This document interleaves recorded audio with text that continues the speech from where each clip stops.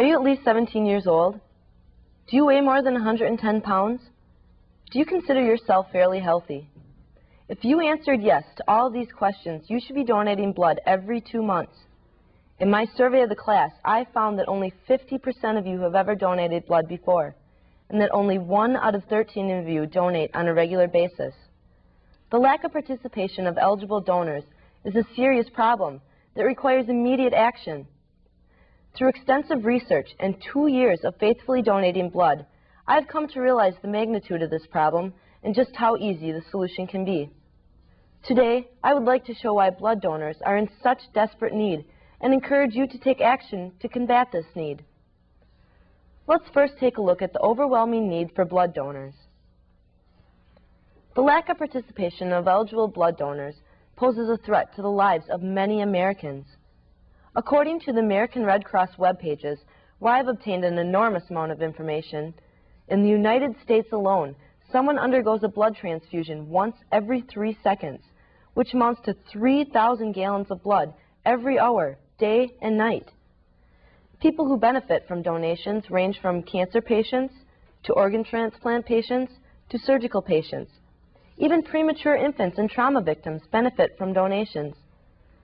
The need for blood never takes a vacation, and neither should donors.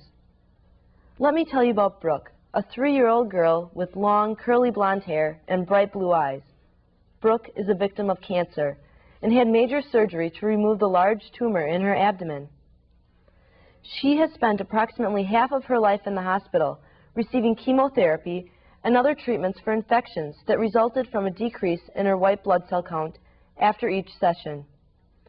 According to the Texas Children's Hospital, Brooke's treatment will require blood products with a replacement value of 508 units of blood, of which only 250 units have been replaced. She still needs 250 units of blood to continue her treatment. If she doesn't receive this blood, she will not live to attend kindergarten, to go to the prom in high school, or to get married, luxuries we all too often take for granted.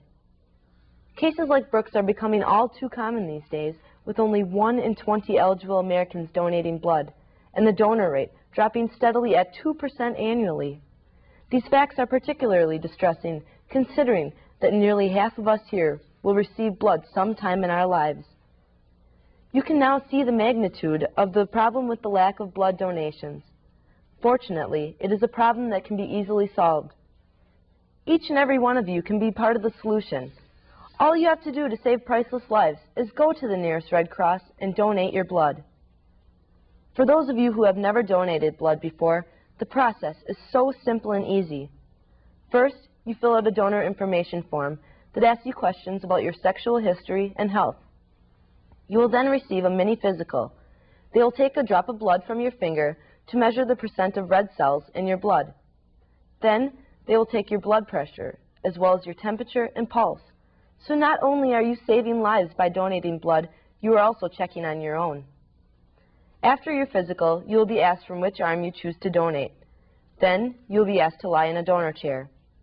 A staff member will clean your arm and insert a sterile, non-reusable needle, so there's no way to contract AIDS from donating blood. After a pint of your blood has been taken, which usually takes about 10 minutes, you'll be asked to relax for 10 to 15 minutes while you enjoy juice and cookies.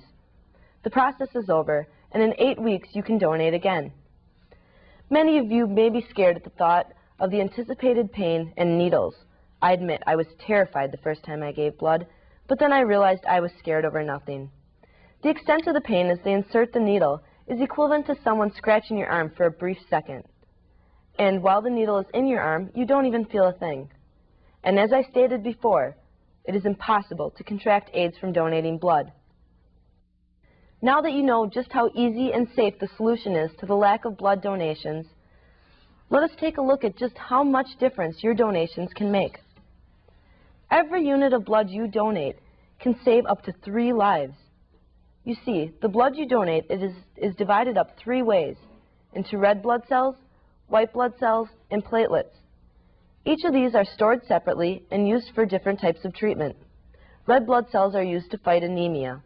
White blood cells are used to fight infections, while platelets are important to control bleeding, and are used in patients with leukemia and other forms of cancer. The joy you get from helping 3 people can be increased many times over. You see, you can donate blood 6 times in a year.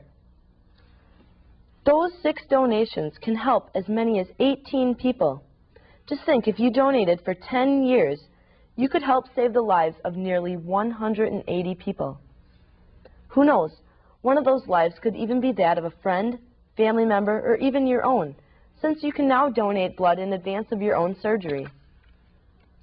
Now that you know what a difference just one donation can make, I want to encourage you to take action. I urge you to take a stand and become a regular blood donor.